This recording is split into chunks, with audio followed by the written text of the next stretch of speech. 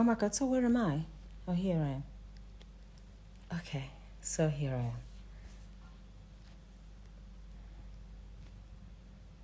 Someone asked, where's Dante? Okay, let's see if we can do this from here. Mrs. Just? Who's Mrs. Just?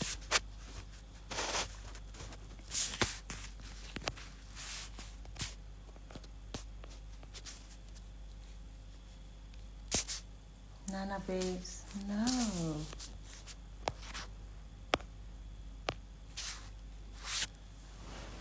Hello everybody. I haven't done this in so long. I don't even know what I'm doing. There are all sorts of people asking to go live. Amanda, are you Mrs. Just? It says that Mrs. Just wants to go live with me. So I'll accept Mrs. Just. Hopefully that's bizarre. I don't think we're meant to be doing this. How's everyone feeling? How's everyone doing? Mrs. Just is from Namibia. Mrs. Just, please don't send it because I don't really know how to do this anymore. I haven't done it in so long. Please allow Amanda to come on. And then you and I can hook up later, please. View request. So there's how many people? Baratang, let's do this a little later. Let me hook up with Amanda and then you and I can do ours later. Amanda says, no, only accept me. So everyone, please don't request to go live with me because I'm actually Amanda's guest. It's just that apparently my Instagram is outdated. I don't even know what they're talking about. And somebody said, why don't you ask Dante to help you? But sorry, Dante's in London at school, so that's not going to work. Kwezi Fuze, I look forward to seeing you again in Durban. I can't wait to be back in Durban. Another request that isn't Amanda. All right, you know what? If Amanda's request doesn't come through, all I'm going to do is pick up the Bible and read you the Bible. Shall we do that? Because, oh, I see my nieces here. Hi, Sips. Waiting for your bag. All right, pull us you so that I can say hello and goodbye to you. Otherwise, I'm not going to get Amanda's if this is not going to work. Okay, I'm connecting. Pull us up. Hello. Hello. Do me a favor, darling. You and I can connect later. Can I drop it and not... Okay, no problem. No problem. Oh, bye. Bye. Guys, please stop requesting. Later, let me connect with Amanda first. It's her live, right? So let's agree. I love a suit from Alabama. Hello, hello. I've never been to Alabama. I hope you love my Alabama fake accent. Bushy T, this is not Amanda. Of course that's not Amanda. BK says just open the Bible. It's going to take, Yolanda gave you a request. Yolanda, you might as well, because Amanda is not requesting. Let's see if I have Amanda's request. There we go. Oh, how do you like, so I don't know if everyone remembers, when I started on television many years ago, I used to wear my hair natural. In fact, the first day on television, I refused for them to even put makeup on me. I was like, my mom told me I was pretty naturally, and I refused to do anything that we would term fake. And now, after all these years, after about 30 years, here I am, sitting with natural hair, and I don't know what to do with it. I don't know how to look after it. Yeah, when you've been fake for too long, hey, I mustn't be nasty because I really do like my extensions. I enjoy the ease with which, you know, you can just get up and do your hair and leave the house. But this is a lot of work, you know, just and trying to keep it looking neat throughout the day. Can you see my text? That's Amanda. Amanda, darling, you have to send another. Okay, here's a request. Let's see who this is from. Makatini for me. Makatini, no, you're not for me right now, darling. Please, later. All right. I think we're going to have to drop it and Amanda tries again. And if I have to update my Instagram in order to be able to join hers, we'll have to do that because it is not working. And everyone keeps on just requesting. I think they're trying to. Natural hair is a lot of work. Zazie, you're absolutely, absolutely right. Thank you, Mercy. Amanda, please call my husband. He's here, and then I can look at his phone and you tell me what to do to find you because I'm seeing everybody's requests and not yours. Let's see. No. We're telling you follow. No. There are all these messages from Amanda except for requests. Edward Billion. Can anyone tell me, go to requests and search Amanda. Okay, can anyone tell me where to go to find requests? Educate me, please. This is not working. View requests. Go live with Clement. Okay, so anyone can watch it and some here. So I'm seeing Clementine. I'm not seeing Amanda. Amanda, you need to leave and rejoin apparently. If you leave and rejoin, then I'll be able to pick yours up. The wedding butterfly, thank you so much for that tip. Thank you.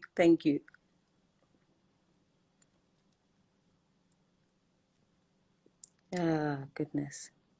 Absolutely. Oh.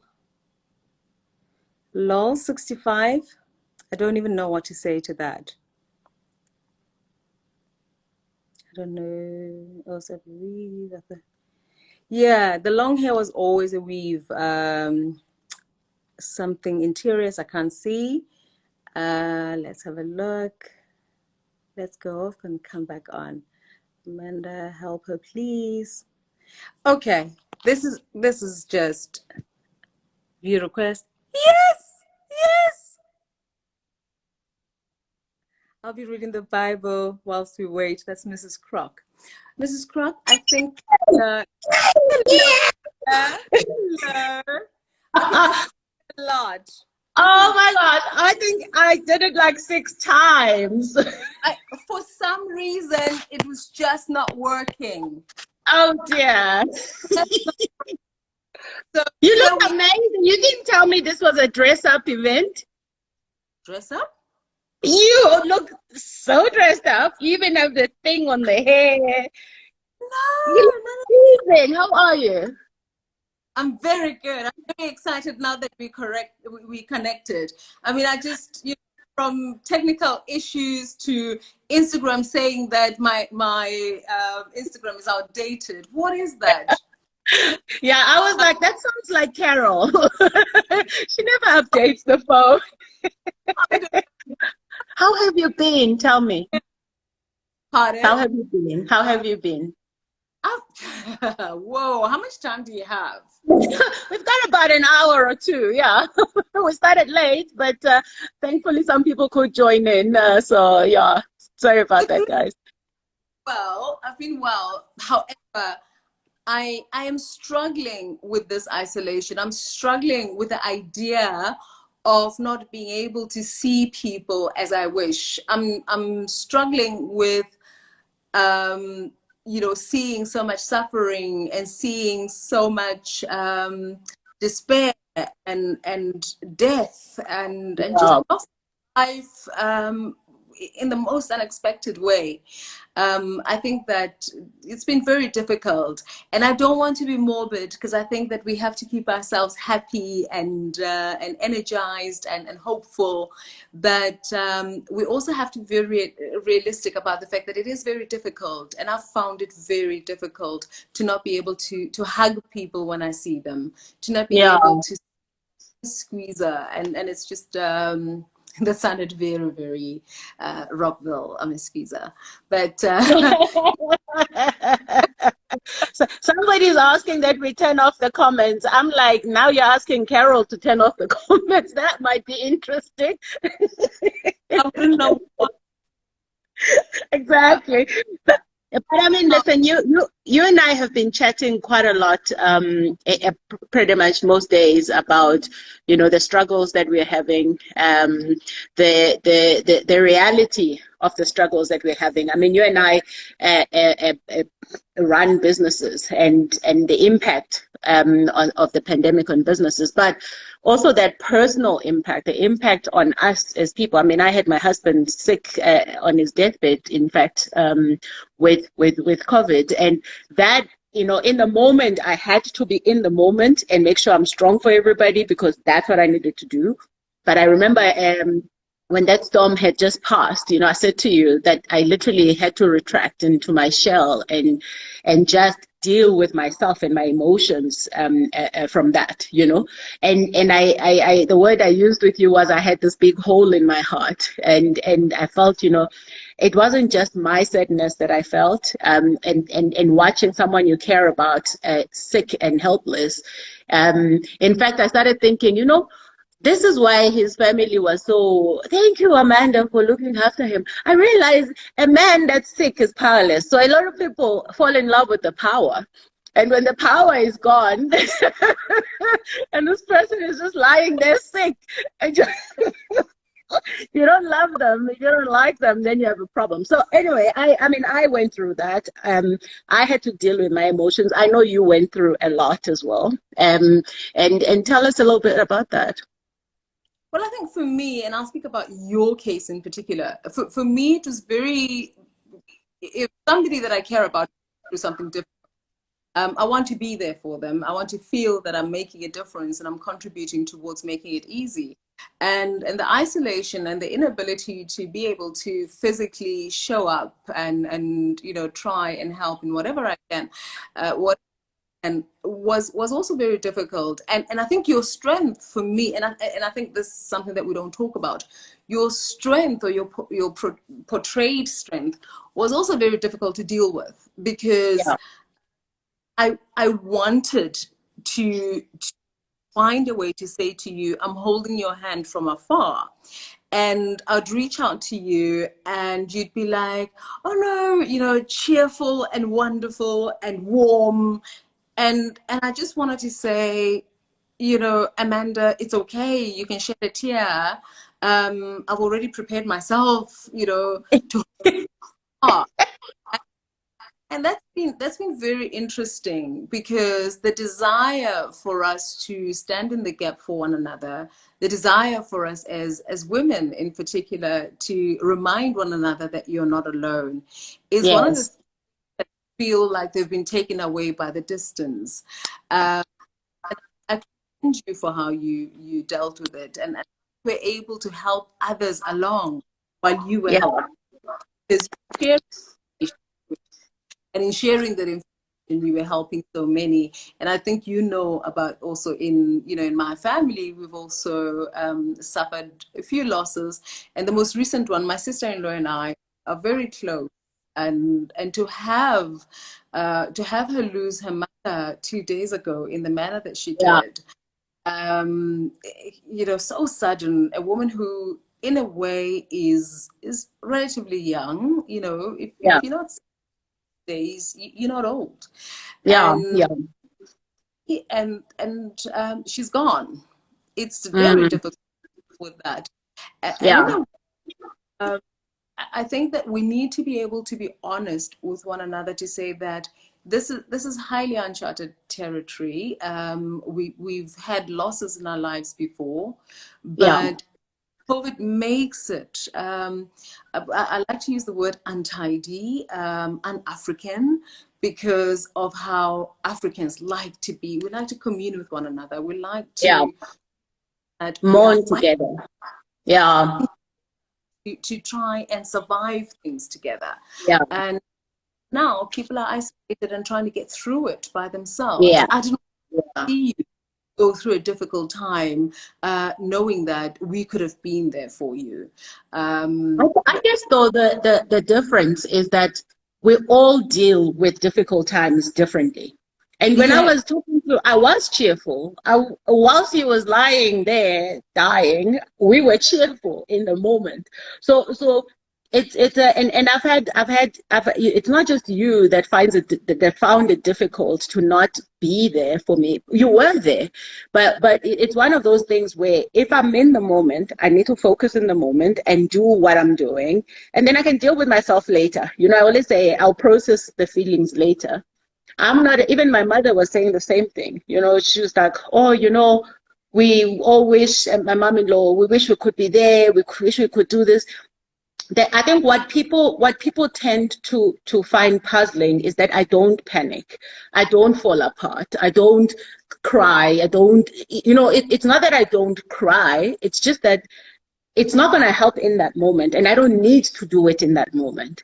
So I do it when I'm ready to do it, to deal with those feelings and make sure that, you know, I appreciate the magnanimity of the situation. So I say to people, you know, I incredibly appreciate the support. I appreciated it, and I mean, you can never, I can never say no to that, but there are times when we have to allow our friends and family the space that they need to deal with whatever they're dealing with, and understanding that, you know, perhaps our emotions in that moment doesn't mean, you know, that it's not paramount. It's appreciated, but you are dealing with a difficult situation, so you want to just be in the moment and deal with it.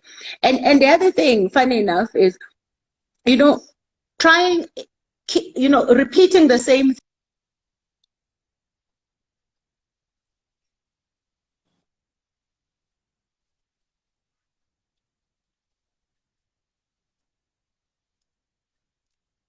versus that there's space and appreciation that I have to respect that, because if I don't feel like chatting, I don't want to chat, you know. And I didn't want to have to start explaining again and again and again what's wrong with him. I had my in-laws to deal with, to explain to them how is he doing, where is he now, and etc. So I wanted to know, I absolutely appreciated it. I absolutely loved the support from everyone, in fact. But I just had to deal with it, you know, just do it. The crying came after. Don't worry, I sure cried. I think I even cried for things I never cried for in my childhood, and the wine helped, you know, propped me along.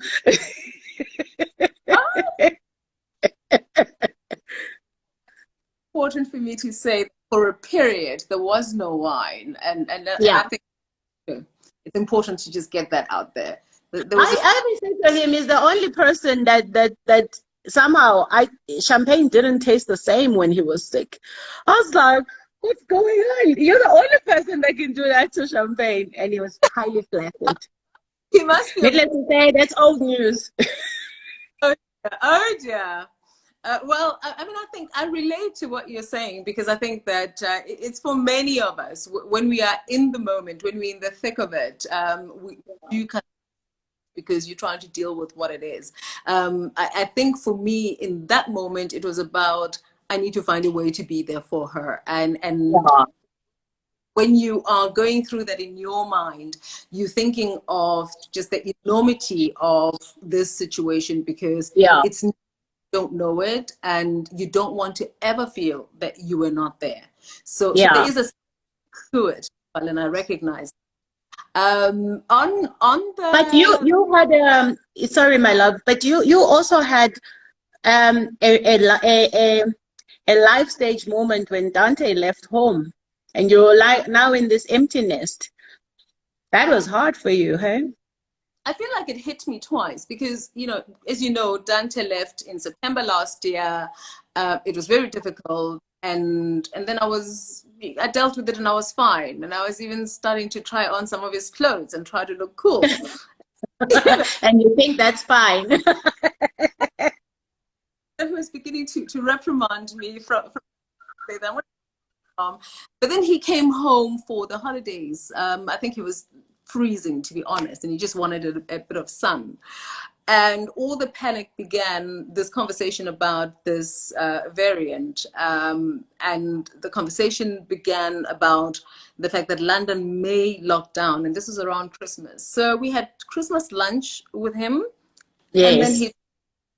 he took off in the evening. So we broke the year without him. Yeah. And which, in a way, for a 19-year-old, I need to just get over myself, right? You know, he's a big Yeah. boy. But during this difficult time where you know that he's going back into this tiny space, you Yeah. know, he small apartment and his studies, back to isolation, he lives alone. And here we are in sunny, beautiful South Africa, surrounded in a way, you know, within distance by family and friends. It just felt like, what am I doing? You know, this is my child. He should be here. Yeah. It's think that his second departure for school was more difficult than the first, but I'm constantly having to remind myself that he is so lucky to be able to access, you know, an education at a time where so many are denied that Yeah. opportunity. So fortunate to be able to have this choice. He's fortunate to have a father that comes from that side of the world, that, you know, he has opportunities that are denied to so many. Yeah. And I'm so proud that he's also academically just so gifted that this is not a difficult thing for him to do. You know, he sails through his studies, and he's diligent and he's And reliable. I must tell our people that, you know, you were like, oh my gosh, I don't think he's okay. He left his girlfriend behind. I'm like, I think he's okay. If he says he's okay, he is okay. I'm like, oh, I don't think he's okay. But I mean, she's probably going to be also another one of us. She's an A student, has been all her life, and I think that she's going to be following him very soon. So they'll be reunited. They'll be You're together. just hoping for babies, and I keep telling you and Yvonne to butt out. My broodiness. No, no. By the way, my mom could be listening to this. You know, so, Yeah, it's the fact. Because Mama is COVID. No, she's undercover. Oh, Mama. Hi, Mom. the funny Mama was at when KG's mom-in-law, Lerata's mom, passed away 2 days ago. Mama was at the house, you know, with KG, and this was the first time, you know, she'd actually gone and gone into somebody's home, because she's been very careful. She's at her Yeah, house, or yeah, and for that to happen, and then they lose her, you know, the ambulance came to certify her as having gone while Mama was there. And I don't know, I think the conversations about the fact that you and I are going to be going live, and having a yeah, conversation with young people that could also be going through a difficult time, those things keep her energized. Those things yeah. keep hopeful and looking forward to, you know, just a conversation between young people who are trying to navigate through life, because we are young in her eyes, of course. But we And are I young. What do you mean? Look at you. You're not aging one bit. yo, I cannot believe how much I'm aging. It's COVID or what, but I've always felt like I'm a young, you know, mid Yeah. 40s. But like, my knees, I toss and turn at night, and I don't know if it's an age thing, but you know, you've just recently turned like 40. I want 46, honey. I go to the bathroom in the evening, well, in the night. It, it, it's called menopause. We were here to be kind. Face up to the truth, lovey. Like Hobotrogo, hey? To I never remember myself in the middle of the most vivid garden, you know, the Garden of Eden, and I'm seeing angels, and then I have to get up because my bladder it's really, it's aging is not, it's not decent, not beautiful. It's Uh, I I am absolutely loving aging. I can tell you this much because I appreciate that, there was a time when I didn't even think I make it to 40. 30 alone was so far-fetched. And I'm just blessed to be in good health, Of course, I mean, the other day, because I always chase my son around the house. He loves that before he goes to bed. They're all used to, the girls now don't care for that anymore.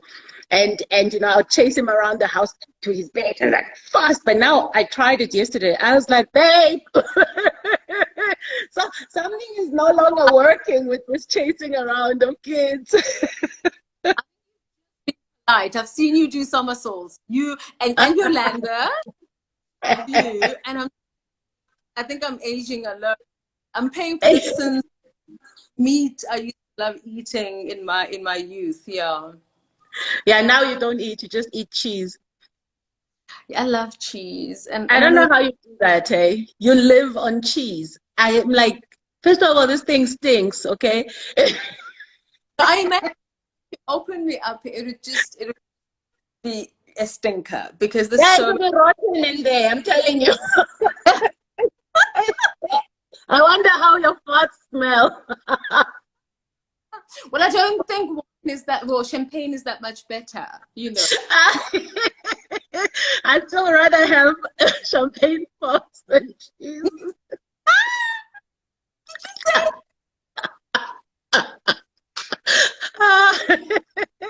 Anyway, tell me. How Hey, does this go? how's my business going? How's your business? Are you able to work with your staff, or are you working from home? Now I'm from home. I'm on a self-imposed lockdown level 4 or 5 kind of situation. We've only started going out to restaurants this past week. In fact, I think we went to Signature for my birthday dinner, and we went to another place for breakfast as a family. But actually, no, the breakfast was just me and my husband. We love that, by the way. We I don't know also if I mean, this COVID has just brought us even closer, but also I guess a near death experience gets you even closer, and we were close, believe me. But now we even have these moments, we laugh at ourselves because we're like, oh my gosh, we think we are an aging couple, because like we'll go to breakfast, just him and I, and we just talk about our goals and our life, mission, and what we wish for in the next chapter of our lives. We're constantly planning our retirement. We're constantly talking about, the things that matter to us, but it's not like a scripted, it's not a meeting, it's a conversation. We go for walks because we're rehabilitating his lungs because he's still on treatment for multiple pulmonary emboli, so blood clots. So we have to go for walks, short walks though, but he wants to push himself because he's that fanatic. He wants to get on a bicycle. I'm like, walk like umkulu, like you are. I'm like, you have to. We're literally rebuilding. So it's been wonderful in that sense that we both aren't rushing to the office, and he was a workaholic of note before the lockdown. He's like, wow, I don't even imagine myself waking up to wear a suit and go to the office anymore. So it's been wonderful. I want us to talk about that, but before we do, because I live now in my sneakers, and Yeah. I was a high heels type of girl, and Yeah, even sneakers. in your house, you used to wear high heels. I was like, how? Yeah, and it's very strange that this whole period, the last 12 months, have altered the way I inhabit my body, the way I carry my body, and what I. But talk about relationships, because I think what's happened with COVID-19 is that you've either come closer together, or you've Yeah, realized, or I've married and I don't want to be with them a second longer. yeah, And yeah, there's no in between. There's either this group of, I am so glad I chose you, or Yeah. but I think we need to start as quickly as possible. How? At what point did you realize that this thing has been a test on relationships, and I think that my relationship is flourishing? Um, strangely enough, it was this past week. What day is it? Thursday. It was on Monday. We went for a walk. After I drop off the kids at school, we go for the short walk. And I've always known my relationship is solid and it's great because I mean it's been 15 years with this dude and it's been the best years of my life. It's the years where I've done the most growth. It's years where I've accumulated things that matter to me and the legacy that I leave behind for my children. So in fact, I've literally pretty much been growing with him. We've grown up together in the sense, but we've got the beauty of having met each other when we were already, secured in our own skin. So, but I think what this did this week just gave me this consolidated sense of, this is a fantastic union. It felt like this deep companionship. Because, even before, I must say, he says it himself. He's like, listen, being sick has completely changed my outlook on life. The things that you be tense about or, fussing about, you must go, you must rush, he's like, actually, none of that matters in this moment. What matters is that I'm here with you and I am content with my life. So I think there's a certain contentment that is there, and of course you can never take. I mean, you've been married what 20 years, so 100 years. I don't know if I'm going to get away with saying this, but my husband says he's told me this. We've been married 21 years. Even Oscar, his story, get out soon. You've married so long that you finish each other's, but you mock each other. Yeah. That's beautiful. And I couldn't. I don't think I could better for my personality. Yeah. And I think that's how you know that you chose the right person, when you just feel so comfortable in your own skin, and that and when I say that it's the appreciation of the companionship. It's realizing that you are going through life. You've gone through life. You are going to continue to go through life's moments with this person, be it achievements. I mean, it's seeing your children grow. When they that moment where they transition from being children to being young adults, and you're like, did you see that? So it's sharing those little moments. It's not always in the big things. It's in that just this companionship that you have. And I love humor. I mean, I guess that's what you and I share a lot of. It's a sense of humor, and I think that's the one thing that gets you through a lot of life. That even in the most difficult points you can. Yeah, it's beautiful to see the ease of your relationship, in the moments that I've been with the two of you, because I think that's when right, that this person is my other half, whether better half, whatever the case may be. This is the person that I'm so looking forward to having fights with, joy with, explore the world with. And I think that in choosing partners, we romanticize love so much that we forget about when there's a challenge. And I think that COVID has really taught us that it can really be rough. And when it is rough, want to have this person next to you? Will you still want to be going through with this person? It's been just enlightening for me, and also for us to go through it with our greatest joy. Dante not being here physically with us has also taught us a endurance. It's been interesting. It's been really interesting. But I think what's also amazing is when I observe your relationship with Edward. By the way, I really enjoy being with the two of you because I get to laugh my knickers off. Okay. because Edred knows just how to cut you to size, and it's like, darling. Yeah, beautiful also. You know that you've married who will be your greatest fan, but will also continue to be real with you, and Yes, yes, you remind realness and never yes, allow you to bypass. yeah. No, I it's wonderful to watch. And I mean, on the business front, you know, everyone in some kind of business, unless you know you are in those businesses that were friendly to, that COVID was friendly to, I'd say everyone took a knock. It's just the extent of the knock, I guess, that has determined whether some businesses continue and some don't.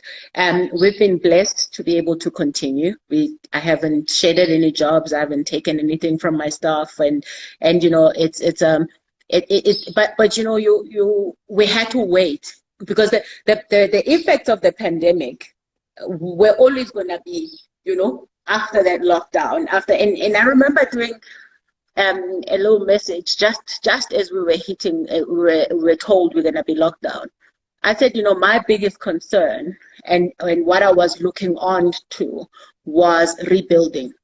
But of course, we had to be in the moment and you know, almost grieve and mourn every single thing that's been happening. And I mean, a lot of people here say, well, I read a message here, somebody lost their mom.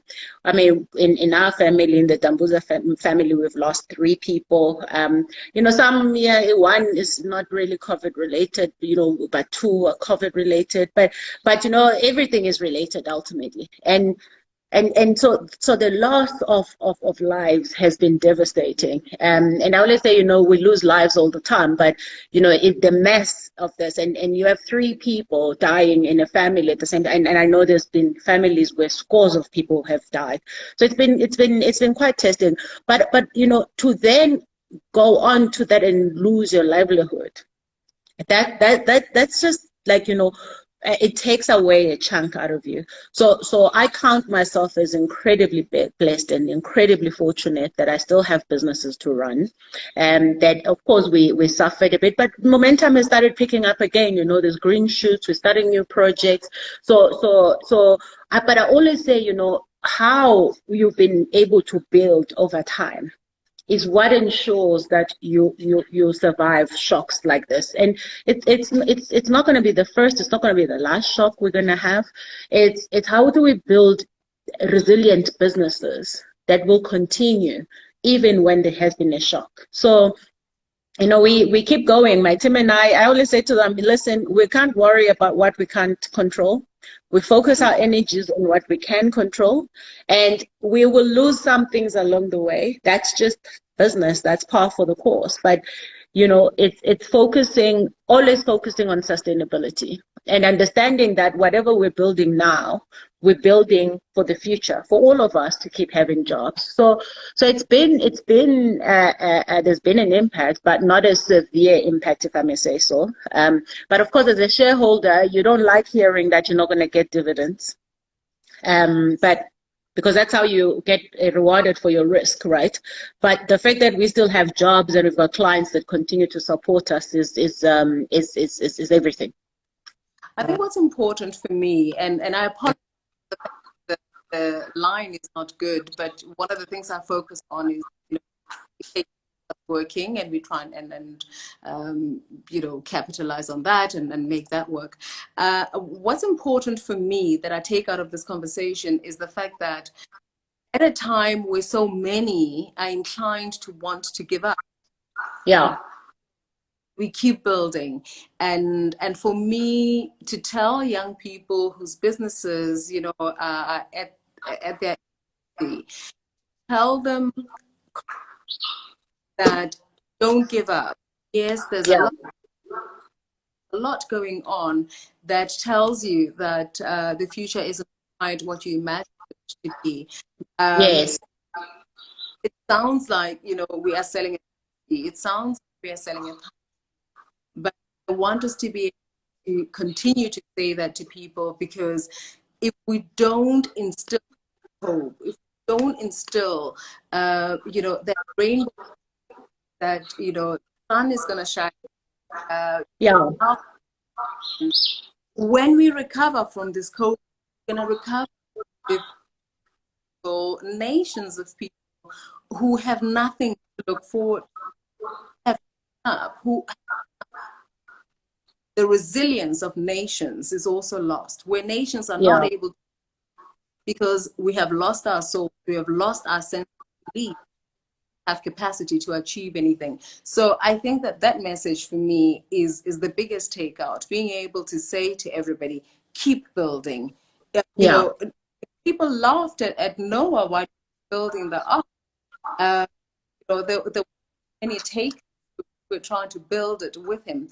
But, you know, when the storms began, there was an understanding of the fact that indeed there was a need for this ark. So we don't know, but what we do know for sure is that there is tomorrow. There is going Yeah. to be a tomorrow, and you have to try and continue to prepare for it. It's very, I mean, I have mornings where I have to sing myself away, mornings where I have to use, you know, the book next to me to try and instill a desire to even hit the shower and, you know, get in the car and go and get Yeah. work done. But the point is, I'm going to make sure that I go make that bag. I'm going to make sure that, you know, I make that meeting. We had our first board meeting this week. Very difficult.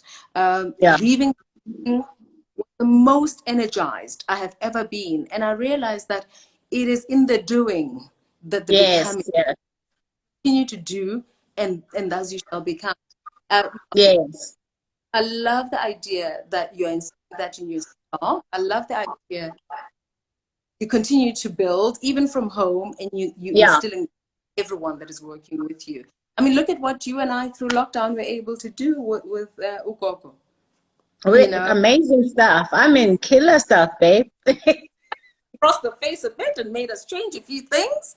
But you know, after what we achieved was greater than even what we envisaged, what we thought we were Yeah. going to. I love that bag. I mean, Yes. who would have thought we were going to turn it into something, you know, circular like that? That was not the intention. But if you just Yes. keep and you keep believing, you know, it's. Yes. Yes. I have to tell you that I don't know if I've said this publicly. I mean, I said it at the launch. It was such a delight to work with you. It was Oh. such a delight. And I say this very cognizant of the fact that you had up until that moment never worked with a friend before, let Yeah. alone your big sister. Yes.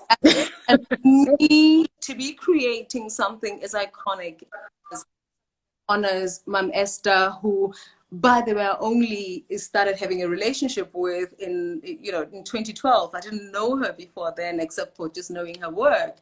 Yes. And Yes. do something with her, but I didn't realize it would be something that I would do in such a beautiful community. Yes. A beautiful community with you, with Craig, who has really shown me that if you take her away, all you have really are people, and if those people choose to be human, then, you know, connections begin to happen amongst people. I mean, what they've Yes.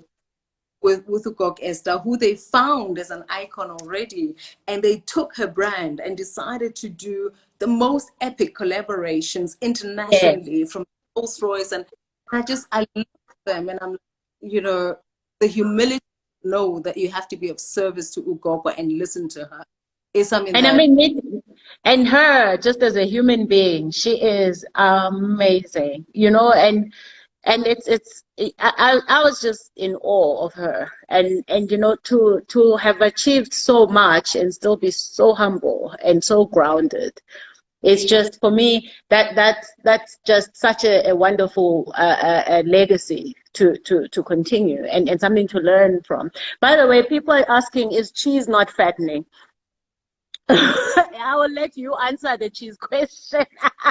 No, cheese combined with other things is most happening, but cheese cheese is, it's pure. No, cheese is not fattening. I will defend it until I reach my grave because I need to live on it.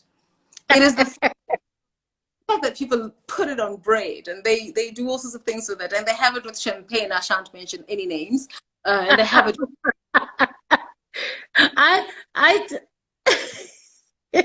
I I told you this when I was well. I had to be polite. But one of the few times I'm polite about something I don't like. I don't eat cheese that much. If I eat cheese once a month, it's a lot. And yeah, I got to your house and you served me this cheese platter, and I was like, oh my gosh, where's the food?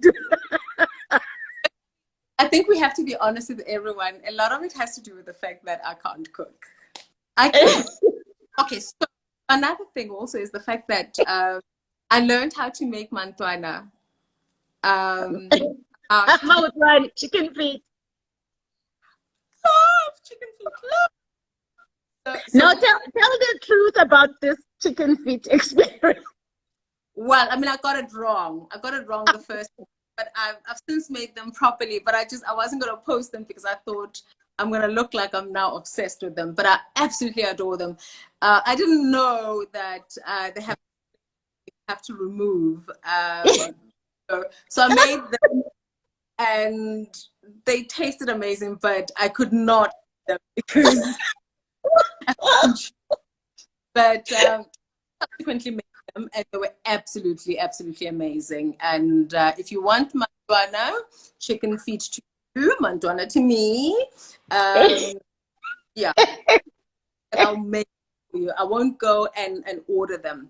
What I also and I make the best, like the best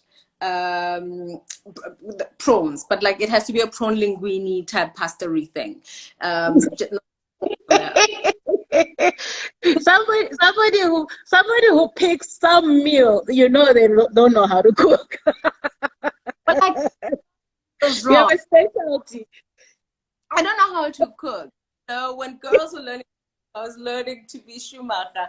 I love speed. I love to drive. I love to, I'm just so glad that Jaguar decided to gift me this machine that I can take out and go play in a safe area and take out the frustration on the road. I absolutely love it. Yeah. But you know what? I love olives too, and Yvonne brings me the kalamata, and just absolutely love olives too. Yeah, but I guess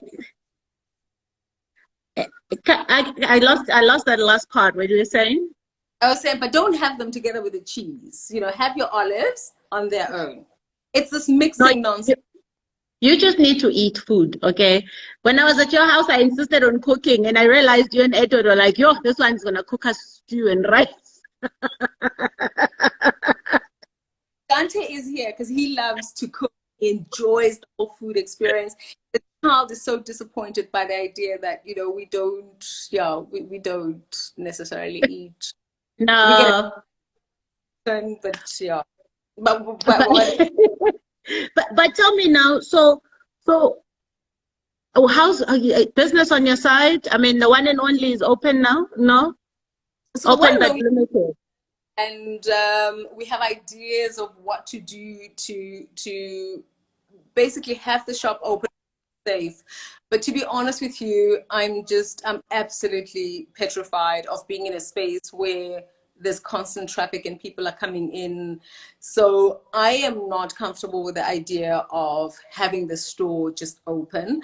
I would rather point knowing that I'll see 3 or 4 people. We do it safely, and we know that it's controlled, and you're able to trace back who you've seen. I'd love to go back, but I'm a township girl. I grew up in Soweto in a 4-roomed house. If I end up not making a lot of money, but safe and alive and having life and having my family around me, that means a lot. I'm not that desperate to be selling and just risking my life. Yeah. Yeah. No, and I think this is one of the things that I've also learned is there was a time when we were completely freaked out. We were not going anywhere. We even having people come to deliver stuff. I mean, I've become I have what I call COVID hands. I'm starting to recover from COVID hands where literally my whole skin, my hands are peeling from the sanitizer. And you know, hey, I've got a cream for you. uh, from Michelle. Yes. Oh, I know about it. Yes. But Hands, Michelle. Follow her. It's Michelle_Peterson. Am I right? yes, Michelle_Peterson. Yes. Follow And her. yeah, I promise you, it's the best cream for your hands. yes. And it was formulated by Dr. Judy, and a Verve Clinical Businesswoman Award winner 2018 alumni. So, And then I were the judges when she won. oh, of course. How could I forget that? And that's when I met you. Yes, no, absolutely. Beautiful. And I was like, why have we never known each other? Like, this is still one of the most puzzling things, but I'm a big believer that, God puts people in your path for a certain reason when you're ready to receive that reason. All in God's time. So now my question to you, Yes. and asking you too many questions, but what are the, let's say, 2 or 3 fundamental lessons that you've learned out of COVID that you're going to take into your forever? These are the things that have emanated from this period, and you will not change them going forward. You know, one thing I am is very clear about my vision, my life's vision, and everything I do to support that. So I must say things like the pandemic have just reinforced what I already believe. And what I believe is that my family is important to me. And in fact, at the top of everything I do is about what legacy am I leaving behind for my family. And one of the things that we got to do a lot of, my husband and I, is this conversation around estate planning, what we're going to do. So we had to sit and confront death and confront that. But I'm that person. I confront it, but he's always been that person that's like, no, no, man, I'm gonna live forever. He still says, by the way, he's like, even though I felt like I was dying, I just felt, no, not me. So that's how much he appreciates life. But he had to also start confronting the reality, and the reality is that we are not going to live forever. So be it COVID, be it something else, but we're not going to live forever. And if we may just be the chosen ones that will live forever, that would be fantastic. But no one is going to live forever for us, as far as we know. So what does that mean? That means I have to live my life now. I was telling him the other day, I'm like, when I was looking at you, I lay on the same bed with you and you were running out of breath. You were fast asleep, but you were short of breath. So the way you were breathing was not all right. And I was staring at him, and I was like, from that moment, even when he was in isolation and he was really sick, I started thinking how fragile life is, because literally living and dying is that moment of breath, just that moment of breath. And I've always known that I only have now. I only have this moment. So what do I do with it? And I think this has been the greatest blessing, to reinforce that. Actually there's some things that we faff about that really don't matter, because what is my end in mind? My end in mind is I want to leave a lasting legacy for my children. I want to leave a lasting impact on my family. And what does that mean? That means I need to be doing X, Y, Z every single day to make sure that, you know, I live my life that way. So that if death comes knocking, I'm not like, Aish, you know, I still have to do 1, 2, 3. Yeah, I'd like to see my kids grow. I'd like to, you know, see their children. I would love all of the things that parents want to do, you know. But ultimately, I always, you know, want to make sure that in this moment, if tomorrow is not gifted, there's nothing that I will regret and say I haven't done, you know. So what this pandemic has just done that for me is just reinforce that message. And business wise, it Amanda, yeah. How do you prepare them for that? How do you have these conversations with, or do you at all? Yeah, we do. I sit them down. I talk to them. I say, "You see how sick Daddy is. You know, this is it."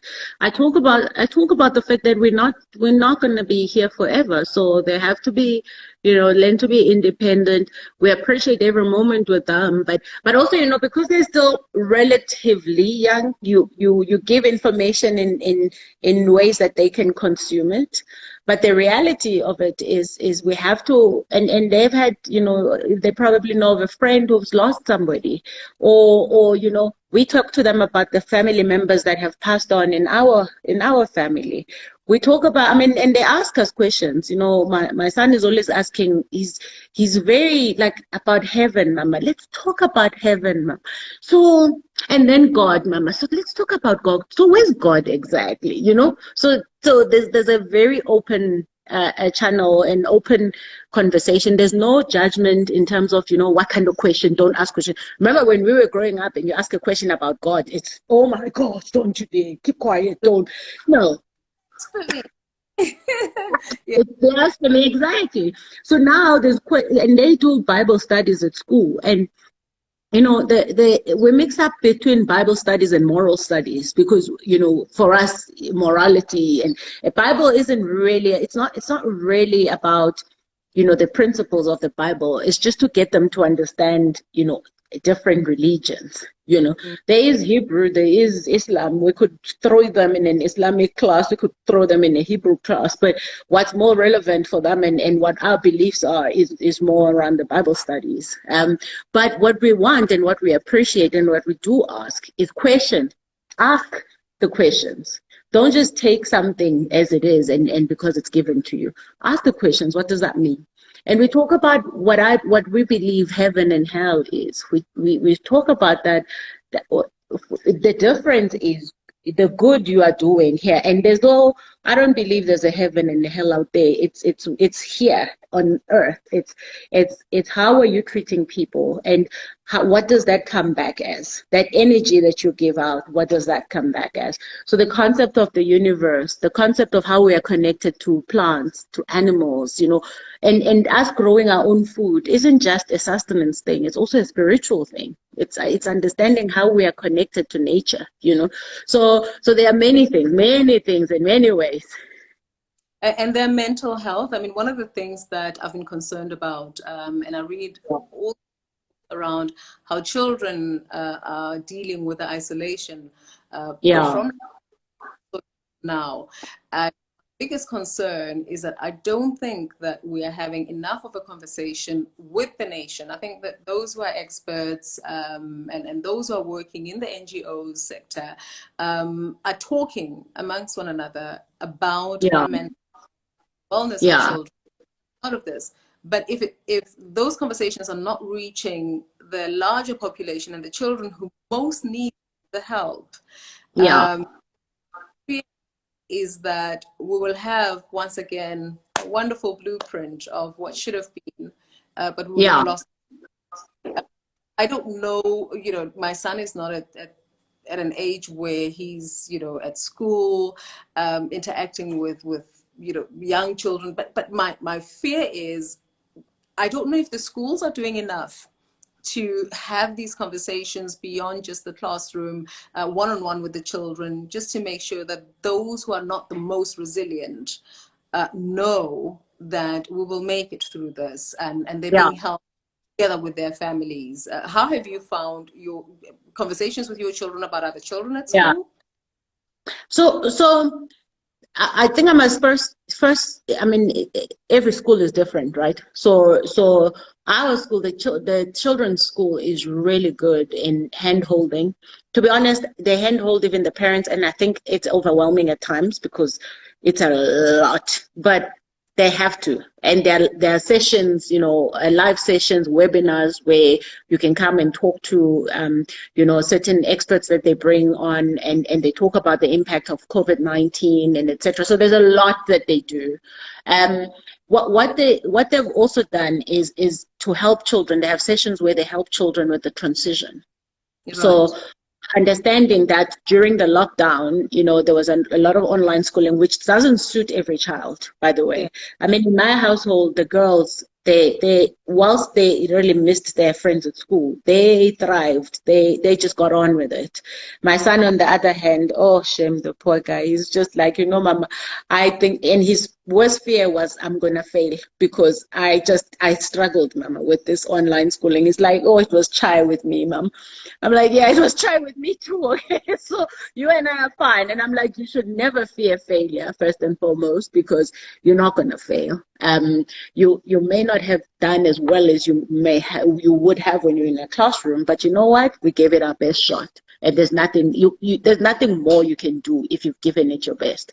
And so we talk about those things. I'm very cognizant and leaned into my children's well-being because I've come from a place where I didn't matter, and I've come from a place where I was insignificant. So for me, I probably even go beyond what an average parent would do, because I want to know what they're going through. I want to know how they're feeling. I want them to know that it's okay not to feel okay about a situation. I talk to the girls about the kind of friends they keep. I talk to them about understand that if you have a friend that uses bad language and swears at others and is not kind and considerate, unfortunately that might be seen as you are a friend of theirs, so birds of a feather. So how do you choose friends? How do you make the decision to have friends? So what are those values? What is the thing that matters to you? So I think for me, it's about constantly leaning into their emotional state and understanding what they're going through. And you can tell you can tell when someone is not okay. And that's the thing with kids. They haven't yet learned our tricks as adults where you can hide things, you can pretend, but they can't pretend. So I just keep talking to them. I even tell them, I ask the girls, I'm like, so are you liking any girls or boys at school? I'm like, you gotta tell me. I mean, they're turning 14 in May, so I'm constantly asking. So my son, on the other hand, has had a girlfriend since he was 4. So I'm like, okay, let's see. Go rough up. And I'm just happy to stop them really expensive jewelry from your house. Many girlfriends as he wants into the future, not at the same time, but the jewelry. He would die. He would be like, Mama, you're told. I think the most important thing, we can take this offline, talk to the ladies from Influential Women and anyone else who would want to join about how we're going to make this sort of conversation available for children in the rural areas, children in areas where this not providing that sort of support. I mean, I can imagine that those children are struggling, but also there's a private school child who took his life in the UK recently, a 12-year-old whose parents were about the fact that this was a child who they didn't realize that the child was getting increasingly more depressed about the isolation. It's now he's gone, so have to look for the signs. Have to find children as possible and make sure that they survive this period. I love talking to you. I love engaging. I love the fact that what comes out is always authentic. You always you always speak from the heart. You don't hold back, and that we do this. I thought I couldn't. I had to eat at 5 in order to be able. I ate at 20 to 6. But we lay the table and we have to sit and engage. So I couldn't just gobble it up very quickly. But yeah, I'm glad we could do this. From the table is always so nicely set, though. It's always so inviting. I in my house, I cook and then I'm like, plate out, and then when we sit at the table, sitting at the table is guaranteed. I think it'll to get Dante in to sit and eat with us, because I didn't want him to be one of those kids like I was at some point, who would watch television and eat. So a trick that turned into a very, very good habit and a rich. Yeah. No, that's the one thing. That's the one thing that I must say my husband has been able to enforce a lot. Because I'm such a flexible parent. Like, I'm such a flexible mom. I'm just like, oh, okay, you don't feel like it, okay. But my husband is like, no, everybody, dinner table. Even, the beautiful thing about and it's become a way of life. So from when they were young, they can all do whatever they're doing. When it's dinner time, everybody grabs their plate, dishes up, we sit down at the table. And it doesn't matter how long it takes, as long as we've sat down and we've eaten. And it's also one of the beautiful things about lockdown, where we could actually have lunch as a family in the middle of the day, sit around the table and have lunch, So I think, just coming back to that question about, children that need help. One of the reasons I started this therapy program that I've started with Lungile and Clem, the psychologist and the psychiatrist, is because a lot of parents are struggling, So remember, as a parent, if you're struggling, you have nothing to give to your children. And if you do give them something, you're giving them toxic fumes, essentially. That's pretty much what it is. Whatever is sitting inside of you is what you end up transposing onto them and giving to them. And in a way, through this program, I'm trying to see how we can give people a toolkit through which they can navigate these difficult times. Of course, we can't help everybody. I mean, I've got limited resources, but I'm trying to stretch them as much as possible to help people. But I know that once that person has been helped, then my only request from them is to then go and help somebody else with what they have learned. So it's, and here's where I'm going to interrupt you. Yeah. One of the things that you do understand that you don't have resources. You have, because you have yourself, you have abundance. I think we start from a place of abundance, and we know that which we need is always provided because we have ourselves. And that's been the greatest lesson of this. I've seen you achieve things that you thought you couldn't do. I've seen myself achieve things that I thought I couldn't do. And the great resource, the number one resource in all of that is this. Yeah. It doesn't matter. Banks can say no. Everyone can say no, because this is invested. It all works out. Thank you. Resource. Thank you very much. It still costs me money to pay for the therapy. I wish I could, and I agree with you. I wish I could take in, when I say I wish, it will be a gradual process, because also outside of, and I mean, I even talk to the ladies, I'm like, I don't want you to discount your services so much that, it disadvantages your business. So, and counseling sessions, therapy sessions are not cheap. And I'm actually going to do a post about feedback from the process that we've just run, because I also think there's a lot of education and awareness that people haven't caught on, that medical aids actually do pay for psychology services or counseling services. That there are resources. I think there's an organization called ububele.org. There's a South African Anxiety and Depression Association, where people can call in and talk to somebody. Yeah, it doesn't feel like you're sitting in a therapist's office in front of your face, but when you need help in that moment, those resources are available for you.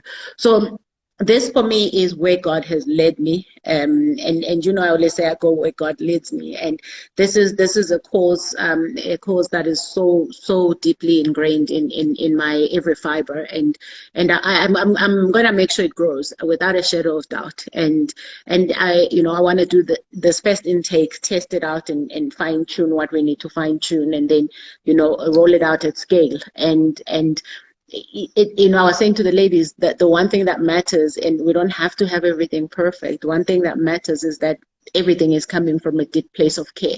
So that resource that you're talking about, that is us, is highly invested in it, in seeing people, you know, get better, and to direct them to their resources, you know, point them in the right direction, because sometimes people, that's all they need, is just to be pointed in the right direction. By the way, before you get back to dinner, I miss shopping in your closet. I have nothing left to sell you, darling. I have no money to spend in your closet anymore anyway. You look amazing in my getup. A lot of it looks even better on you, and some of it I look at and think, actually, I need to go buy that bag. And you're never getting them back. What I miss spending time with you. I miss long conversations about everything, and where you stop me and you remind me that I'm not related to Boutros Ghali. I'm not related to Obama. Don't have about the world. I love the fact that I can have conversations about you. But you always bring me back, and I think that COVID has denied me those moments of just sitting on the floor together. I also miss just I never realized how fortunate we were to be able to travel and see the world, and just how educational that was for us. A lot of those trips had a frivolity to them, but also because we went into spaces where girls who come from where we come from, you know, they were not created for us. So just the education of sitting in those spaces and sitting unapologetically in those spaces, I never realized the importance of that at the time. I just enjoyed it and constantly fought to ensure that I have the ability to do it, and to do it with my friends. And with my, I mean, my mom and I take a trip once a year, and we've done that for many years. And she hasn't left South Africa now going on 2 years. We took a lot for granted, and we took the education for granted, and I think that coming out of this, and I know we're going to make it, because we're going to make it together, all of us. I think we are going to be more deliberate about talking about those moments and what the lessons are in those moments, moments out of it, and what we want those who tap in and observe them to take out of them. You know, and I think I've always been deliberate about not posting. It's not a part of the day. I don't care about that, because for me, clothes are just a way that I cover myself and I express how I feel at that time. But I've always been deliberate about sharing what the day is, you know, what the day is about and what I've taken from the day. But we'll be very considerate going forward. I miss. You look amazing, man. Sorry, you're saying something really deep, but I'm looking at your face. I'm thinking, yes, as you are beautiful. Like, you look amazing. You are so silly. You're so silly. Honestly, I was just like, yes, and then I got to a point where I kind of like didn't hear you anymore. I'm like, you look so pretty. Oh, is it the second class?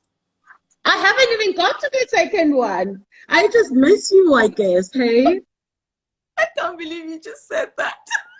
I'm like, wow, you're pretty. Hey. deep with you and I'm telling you how I miss you and you just Sorry. Your beauty distracted me, my darling. finally going down so I can read the comments. I know people are commenting, I couldn't see a thing. Aging. Can we talk about aging one day? Like really go into it. I couldn't see a thing. There's comments. No, but that happened to me when I turned 40. My eyesight, and okay, it didn't help that I also wrote a book for 30 hours. I would write 13 hours a day and staring on onto the screen. So I do think though that there's something beautiful about talking about the aging process, because for me, I really don't think there's anything better. If I had to go back, I really wouldn't choose anything. I choose this because I am unapologetically real and me, and feeling, the leather when you've worn it after a number of times and it starts to be so soft and fits lovely. If you're talking like, because my favorite bags are the ones that are worn and the leather is cracked a little bit. And when you're that, aging is a beautiful thing. I mean, I embrace that, like if someone was telling me this frown in the middle, you can see someone was telling me that I need to take it away and I need to do Botox. And I know that the reason I wouldn't do Botox is because I'm scared of the needle.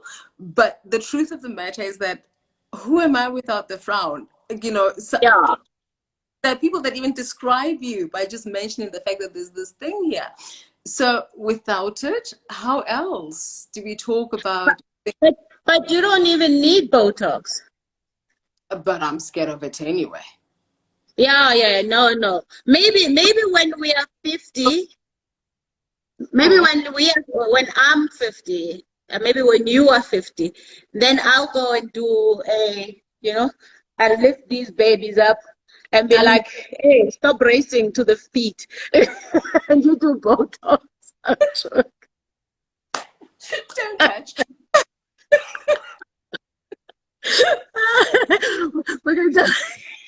I think you're amazing. You don't need to do anything to your face. You're beautiful as you are. And I'm a big fan of your face. You're so cute. I'm a big fan of you. Can you please be a fan of more than my face? I think I've got a little more to offer. But what? I don't care. Your brain. Give it to somebody else. I love everything about you, my love. I love you. I love you so, so much. I can't believe there's so many comments the whole time. There is so many. And I'm trying to find a question. And listen, thank you so much, everybody, for all the comments. Carol is absolutely stunningly beautiful and timeless. It's timeless beauty, is it? The cheese issue. No one wants to hear about menopause, apparently. Again. Hey, cheese and crackers. Scone bun, that's my niece. I just think it's all really, really sweet. It's really sweet messages. It's a lot though, right? So I'm trying to get through it. But tell me before we end this call, because I know you've got supper now, hey? Oh, no, I've had supper, but I've got but happy to family. go. Yeah, I also do. But since we do this once in a while, shall we do a few more minutes? Let's chicken saga. Oh, guys, when Carol told me about this chicken feed business, I wanted to die. I'm like, wow. It's a long way back to Rockville. Cindy and a heart of. Oh. So tell me, what are you looking forward to? I mean, I absolutely would love to get on a flight, and just I'm not talking about a flight hop from here, short trip. I'm talking a good 10-hour, 12-hour flight where they keep asking me, Mrs. Dambuza, and they're like, is everything to your satisfaction? And I get a choice of stuff and I'm just waited on, and everything is about me in that moment. I miss that. I miss just cocooning myself in a little shell and just having not time to myself, but just like, you know, it is time to myself, but not to think about anything, but just to be. Because we've got so many responsibilities and we do so much, we're constantly thinking about this and that. It's just so nice to just vegetate. And my vegetation moments are often on a flight, on a long flight. And last year we got back, I mean, from celebrating Happy's birthday in Singapore, in Thailand. That was got back 9th of January. And we pretty much haven't gone anywhere since. And I thrive on different experiences. It's one of my many ways of firstly rewarding myself for really pushing on. And I think we should never neglect to do that. Just waking up and trying is something that deserves to be rewarded. And you know, just expanding my horizon and my point of view is, I get that through exploring different places and different countries, different cultures, different ways. I mean, I even studied this stuff because I studied social anthropology, I studied sociology, psychology, because that's what I'm passionate about. So where are you going next? So, like a good daughter-in-law, the first trip will be to the Netherlands. I had a conversation with my mom today, and as you know, she spends 3 months of the year every year in South Africa, just traveling the country, and she's done that for over 20 years, and she hasn't been able to do that last year, and she can't do it this year. But it means also it's the first time we've not been with her for so long. And I just feel so terrible. I feel so guilty that, you know, we haven't had this quality time that we set aside every year to be with her. Yeah. It will be an important trip with seeing my son's place. You know, Yeah. move into his apartment in a foreign country, and as your, you know, typical half Tswana, half Zulu mom, you can be there, set up the pots, the bedroom, and I haven't had the opportunity to do that. I mean, from the pictures that I see, he's doing very well. He's miraculously clean, but I think a lot of it has to do with the fact that it's such a tiny space, so it doesn't require a lot for him to clean up. But yeah, those are the 2 trips that I would want to make. And you know, I'm Miss Tag Along, so I would tag onto that a girls trip. I'm called a girl. I'd say to Happy, okay, we've done the family thing, and you know, just go sit somewhere. I don't know, go to Italy with you girls, and let's just live in our pajamas for a few days and have conversations about food during this time, and what support we need with business, you name it, with children. I think that as women we can walk alone, but we always have a circle that that is always there to just listen when it matters, and it's just this has been highly isolating and very difficult. But I'd be very happy with just a bus trip across the, just, you know, just to get away, and just appreciate the beauty of our country. The difficulty though is that the moment I get on the road for a long trip, even as a driver, I fall asleep. So I can't be Yeah, please don't get in the car. But you know, we had the most amazing time and break. You know, last year we came to Cape Town, and we managed to spend time with you and Edward, and that was just amazing. And we did so many things together, and then we, you know, even I still find that to have been such an amazing trip, because my husband doesn't really like to be with other people. He just wants to be with me and the kids and people that he prefers and knows. And you know, it's like a very particular, even with his friends, he's like, no, you know.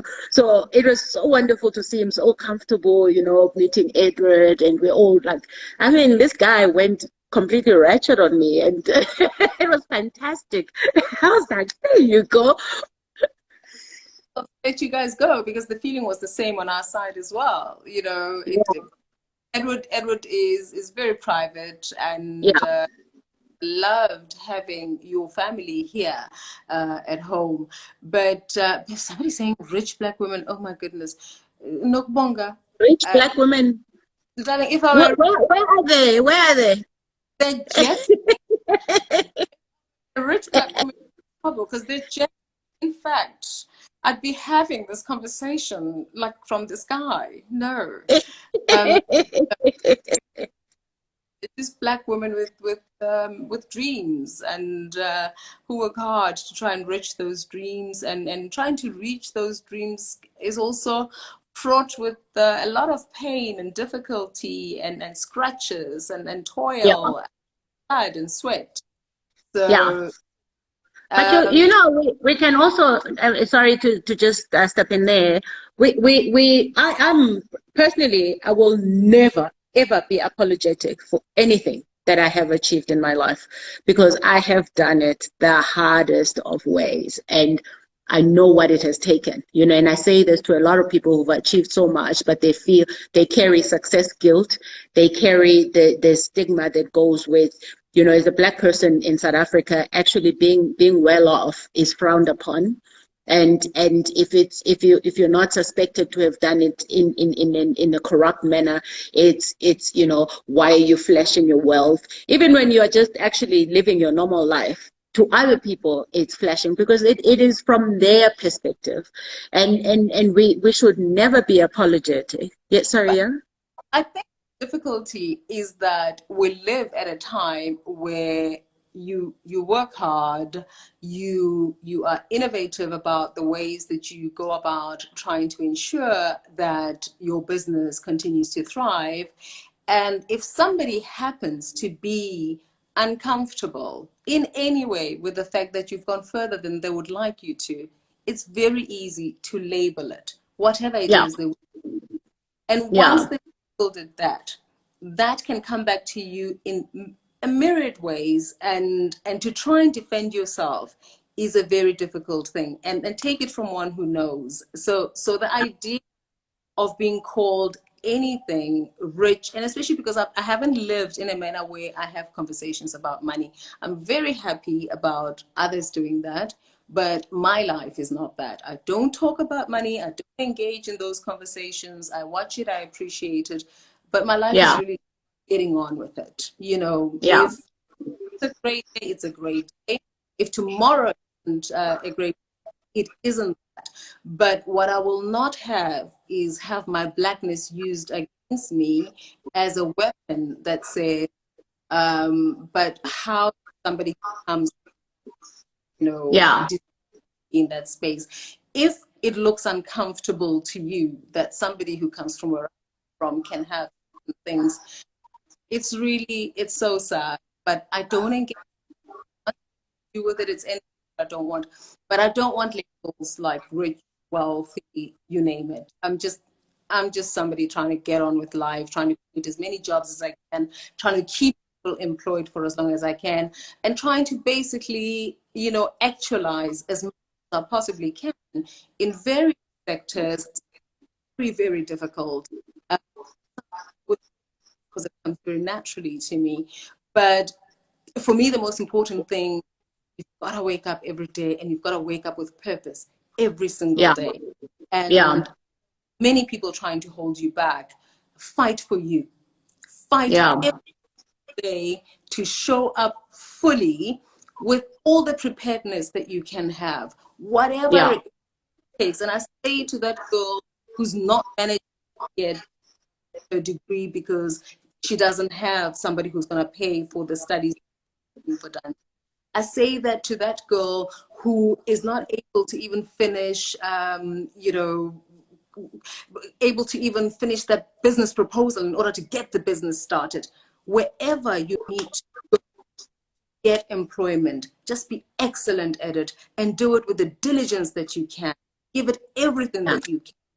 Don't yeah, find corners. They may call you whatever they want to call you, as long as you can face yourself in the mirror every single day, knowing that you have done nothing wrong. The very same people who write crap about you are the ones who will come back and apologize. You have to keep going. You have to keep moving.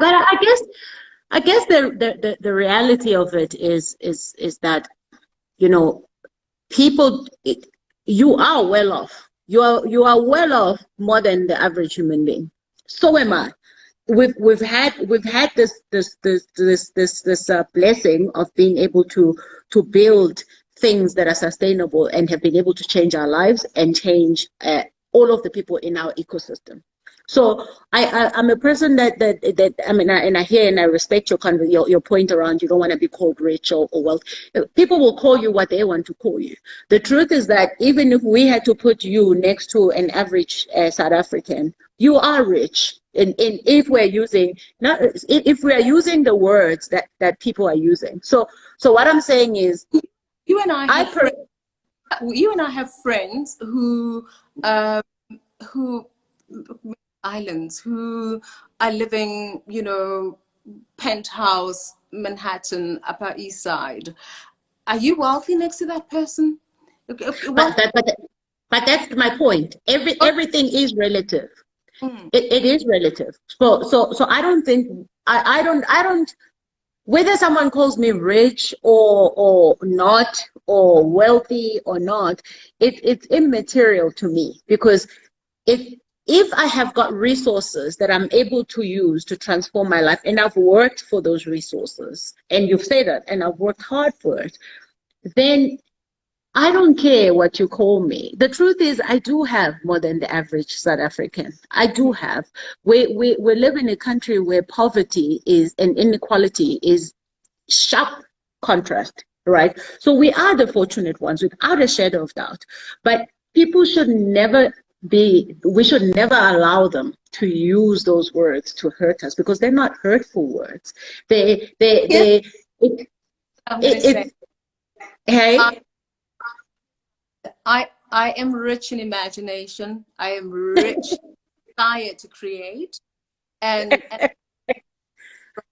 love with the most beautiful, beautiful people in spirit, in soul, in imagination, in love, and that's the kind of wealth that perhaps raise. And Yeah, no, but if we're talking about, you know, your ability to afford a better life, better health care, better opportunities for your children, better everything, that is there. And I think, you know, I personally think God would frown upon us if we had to minimize our blessings so that other people can feel comfortable. I agree with Uh, that 100%, yeah. because So that's not being grateful. I agree completely with that. So uh, don't and minimize. I've been in the other half, eh? I've been there. Like, and We, a lot of us can say you've been there. So again, largely, I just think that, you know, there's a certain consciousness that us as Black people have to come to unravel, because, you know, people are quite happy. I mean, I make a very simple example. Your clients are quite happy to buy from a white man who's driving a Ferrari up straight into their driveway in the office. You rock up in a remotely fancy car. You are already told all sorts of things. We pay you too much. We are rich. Oh wow, how much do we pay you? And you know, that's one thing I have really struggled with in business, is that the fact that, you know, a lot of people like to think, you know, Black woman, everything's gonna fall on your lap. It doesn't. In fact, you find more hurdles along the way because you are seen to be the person that's getting gifted things.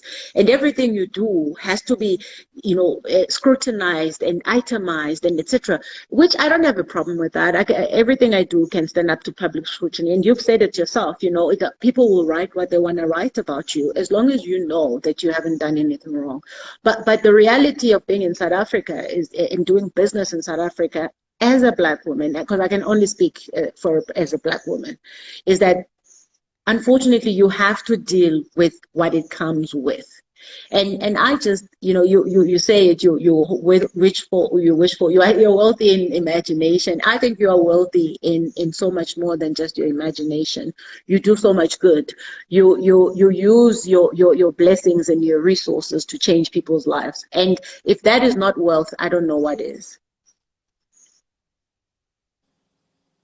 I think that South Africa, and I love this nation, I love my country, but I think South Africa punishes, in particular, Black women for a lot of The more. things. Yeah. One of the things that I've been very conscious reading about is African Bank, Yeah. under the leadership of a highly, highly capable Black woman, the leader. Yeah. So, thriving, doing very, very well. And the moment, you know, she seemed to be a hindrance to the establishment, by the establishment, I mean males. And males of any color, by the way, you know, she moved aside. Yeah. But she was made so uncomfortable that she had to. I think back, and it's no criticism to the current, but I think back to a time where all of us never even had to read about anything untoward to with the IEC. It was led by women, you know, Yeah. Pensiklakula, all of these, and I've grown up in an environment where I've seen women leadership. I've seen women leadership that is competent, that is capable, that just never fails us.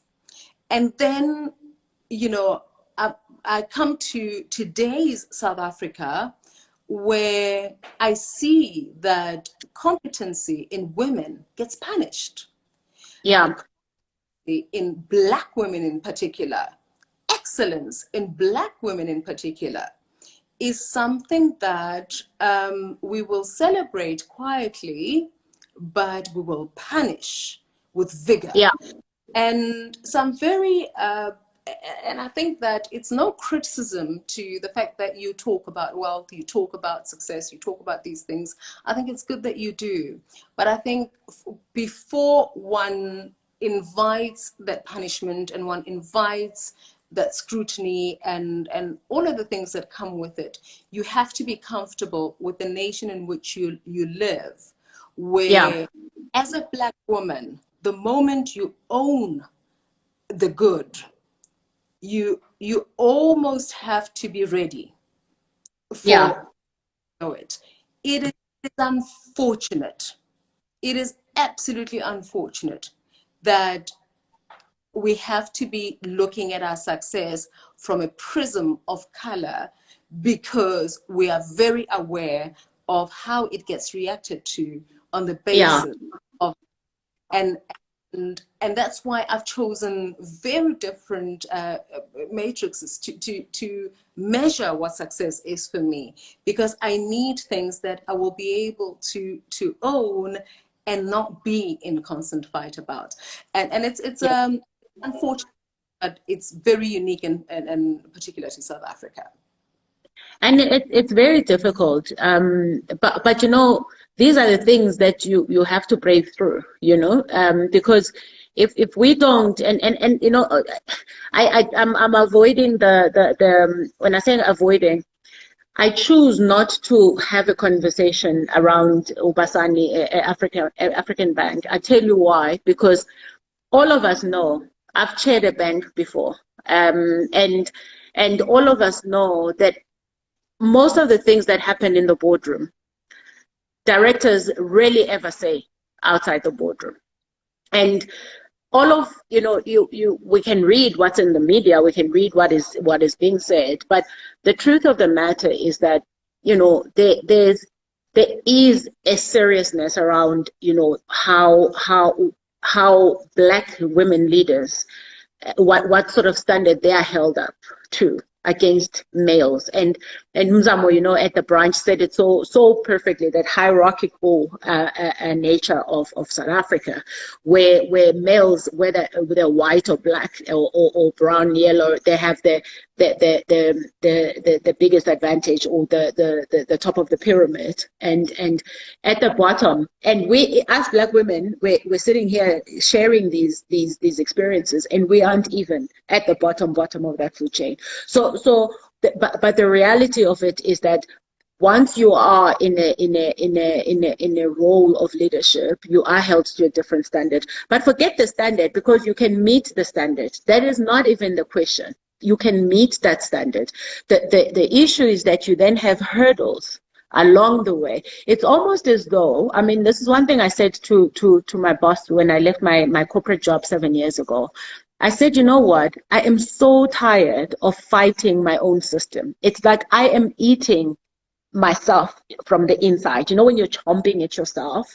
I say I have these amazing opportunities. I'm seen as the next this, and I'm given these platforms. I get these platforms because well, I deserve them. I've worked for them. I'm in a position to do them.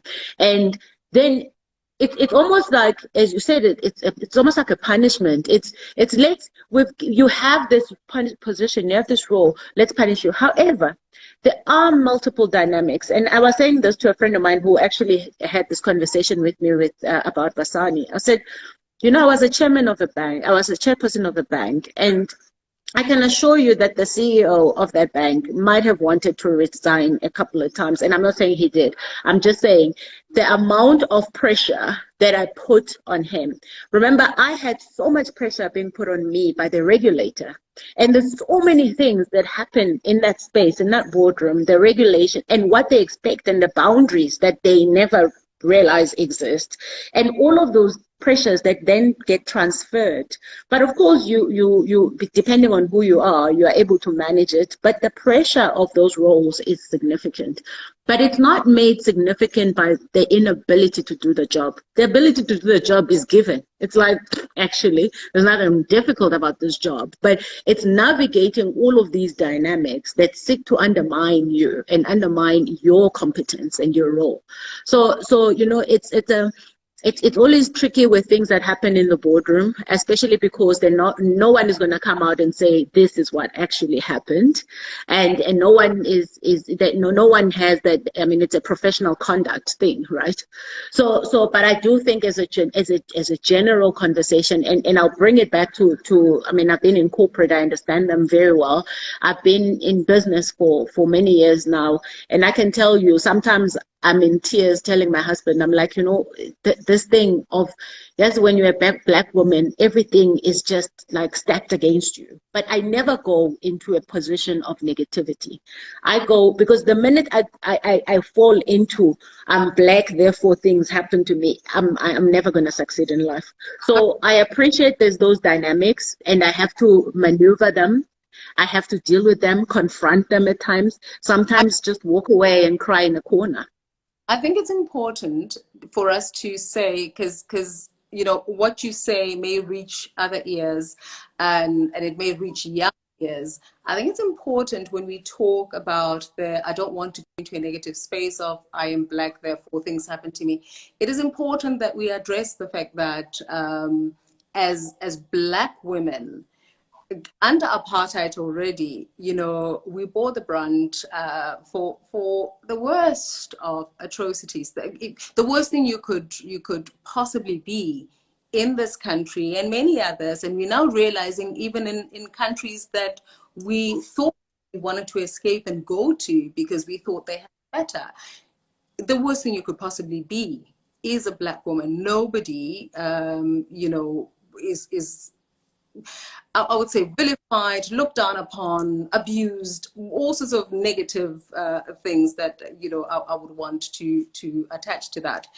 I want to contextualize that because it is that even today.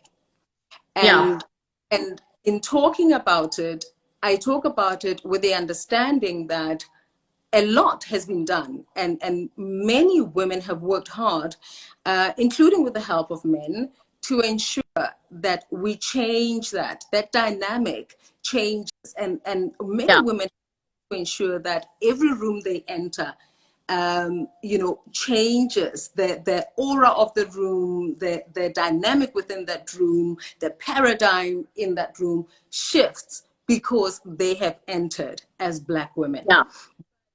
We dare not give the impression that you can just enter alone and things will change automatically because you happen to have a positive disposition. Your disposition may be positive and you may win little battles here and there, but this is a larger,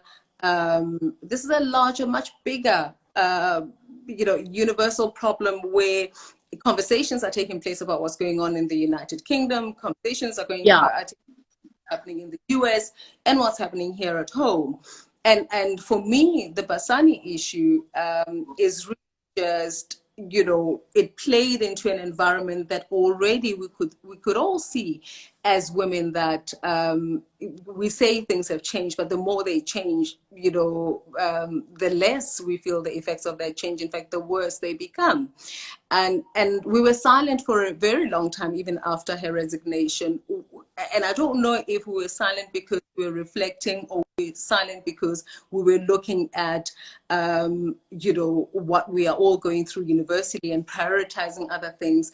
But the status of women in this country today, beyond just the fact that we are being killed on a daily basis, our spirits are being killed on a daily basis. So I don't want to send off young girls with the impression that, don't worry, you know, if you have, you know, the right disposition, if you are charming, if you're a fighter and you've got a great spirit, you can change it for yourself. You cannot. You need for all of us to get to a point where, you know, there is like this reverberating noise that makes it so difficult for what has been going on for so many years, which is so entrenched in men's minds and even in some women's minds, because a lot of women's minds. This abuse happens a lot of the times with the help of women. One day we'll have a conversation about the real reason. You know, many of us all those years ago decided to start our own production companies. A lot of it had to do with such entrenched patriarchy in an environment that was being seen in the world as so free, so open for women.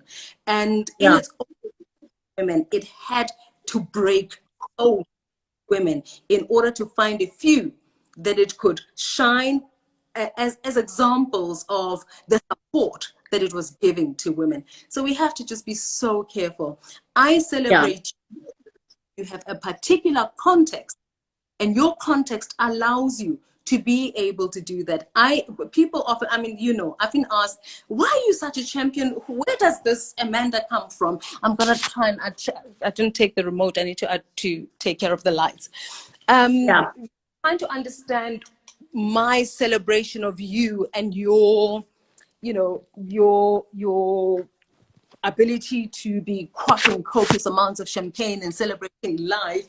And I give context. I say, if you had walked in her shoes, if you had been where she has been, if you had experienced the things that she's experienced, you would understand that now is the time to celebrate. Now is the time to look back and say, I'm going to pop that champagne because I cannot believe that I am even here. I'm going to pop the champagne because I wasn't meant to live. I wasn't meant to be in this room. I wasn't meant to be walking in these Manolos. I wasn't meant to even chair, you know, a board, let alone a bank board.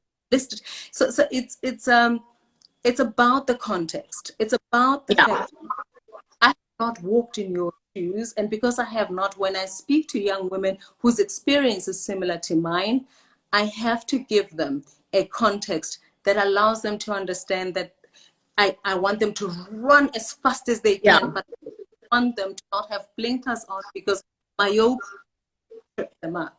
They're going to believe.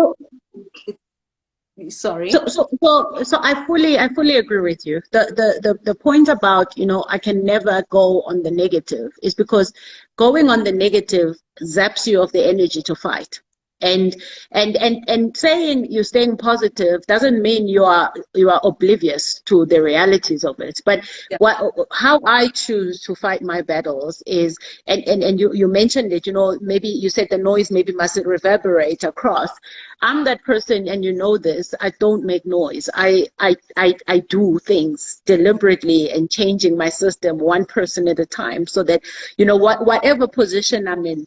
But all of those things, the noise, the individual things that we do, the things we do in private, the things we do in groups, all matter. All ultimately bring forth the reality of what we have to do to deal with the deeply seated effects of patriarchy, and you know, it's and negative and toxic patriarchy, if I can just re-emphasize that. So but I'm also quite cognizant of equipping younger women, younger children, be it women and men, with tools that say, always think it's, and I'm not saying that's what you're saying. I'm just saying we must be also careful to not pass on that bitterness that comes with, because I'm Black, I'm being discriminated against. Therefore, it's, yes, this is the context within which you're operating. This is the landscape that is South Africa.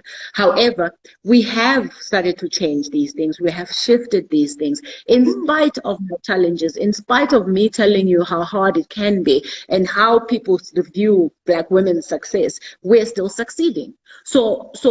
But that doesn't come because somebody lands it on your lap. It's because you have to keep fighting and keep winning people over, including people who look exactly like you, who have boobs like you, who are women, proven women like you, and you constantly have to be fighting against that too. However, that's not a conversation that I'm saying we must dwell on in terms of the essence of it. We must deal with the fact that it's a systemic issue, and we must fight it. We fight it through our actions. We fight it through whatever cause we believe in, because we have somehow changed it. But of course, it is still significantly hard.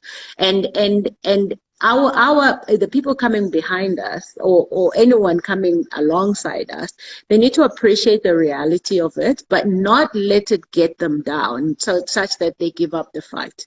We can't give up the fight. It's something that we have to keep going. You see, I think that I couldn't agree more. What's important to me in what you're illustrating is the fact that we all have nuanced experiences of patriarchy and how it plays itself out in corporate South Africa, everyday South Africa, in the queues and the banks, etc. But it is also just being cognizant of the fact that you don't dwell in the negative. You do what you need to do in your environment. Yeah. Doing that, may we never try to gloss over our particular narrative going there about money. That's what I'm saying. I think it is imperative that we don't do what's been done for generations, where we pass the problems on for the next generation to deal with, because we are not painting a picture of what our reality is. So what you're saying, I agree with what I'm saying. I'm saying all of it is what's going out of this malaise. And I think that in terms of South Africa, and in terms of what we've now seen in the US, it's an emergency. You know, the world dealt with COVID. The world understood the urgency in terms of dealing with COVID. We have to deal with sexism. We have to deal with how we treat, in particular, a particular shade of woman. And that particular shade is one that looks like you and me. Yeah, I think, listen, we've been highly blessed. We have had more opportunities and more access than most. And it didn't just land on our lap. You know, we worked very hard for that. But as everyone know, I do, and you know, some of the things I do so much in private, and so do you, you know, and I guess that's what draws me to your spirit, is that not everything we do for others is amplified on a public platform, because, you know, we know what we stand for, and ours isn't for sure. And I think that, you know, the privilege we've had and the opportunities we've had, we have absolutely used it for the benefit of those around us. And even getting into places that are typically not, you know, places that you would see people like us, you know, you sitting as a trustee on the board of the Noval Foundation. And honestly, I didn't want to go to the Noval. I didn't care for the Noval until when you were there. And then I was like, okay, I shall come and act sophisticated.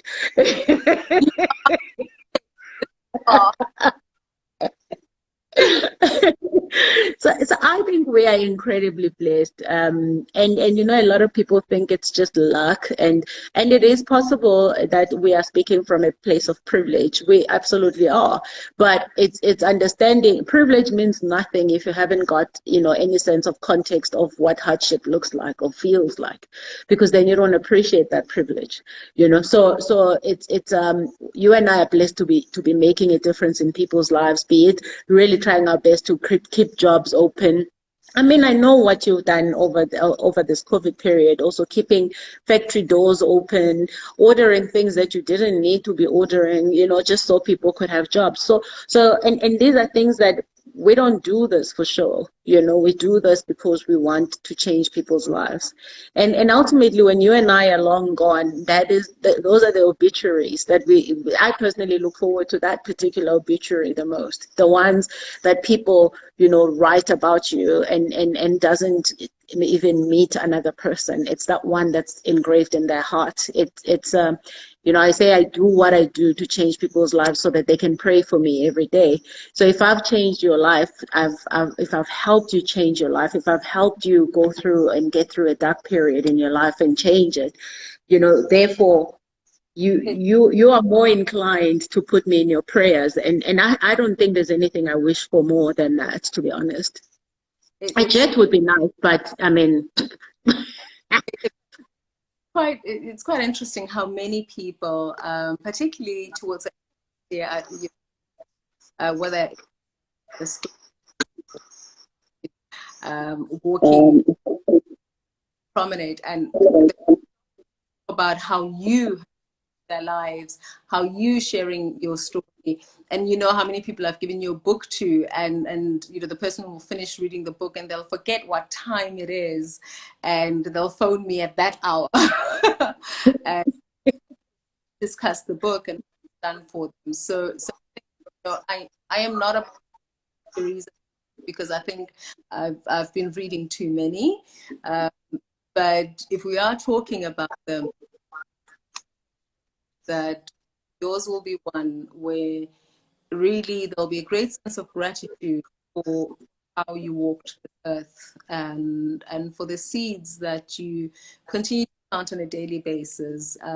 I think one of the things that we learned towards the last year, because we used to post about the things we were doing, thinking we encouraging others, but it got to a point where it felt uncomfortable. It felt all this charitable work that we're doing, it's like advertising, and we didn't want to post about it anymore.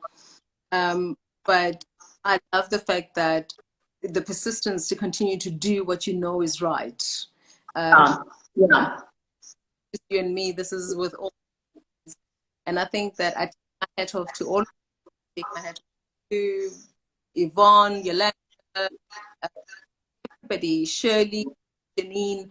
It's been beautiful to see what women can achieve if we work in unison, united in order to make a difference, and it feels incredible. And I hope children are going to judge us on. I hope this is what children will tell when standing next to our grave. No, and that grave will be so much fun. Mena, I will still be dancing and drinking champagne in my grave. I'll be like, I ask that you don't dance. We don't know, none of us want to die, but just in case we do, I can assure you. I wasn't good at. This is so good. I mean, somebody asked a question, do we consider ourselves feminists? I didn't even think it would be a question. I thought it's unquestionable that we are. I'll speak for myself. I am 100% every single fiber of my being a feminist. Again, those are words that, words that people have previously attached to very negative connotations, that if you're a feminist, you hate men, and that no, I love men. Oh, Jesus, I do. About saying just because you love women, do you hate men? Just because exactly. I'm so proud to be a Black woman doesn't mean I hate all others. No. Yes. Make me love you any less. And I'm raising a son, so I'm raising a son. I'm raising girls. I mean, it would be irresponsible of me to want to treat one differently from the other, or punish the one for what the world has done to the other.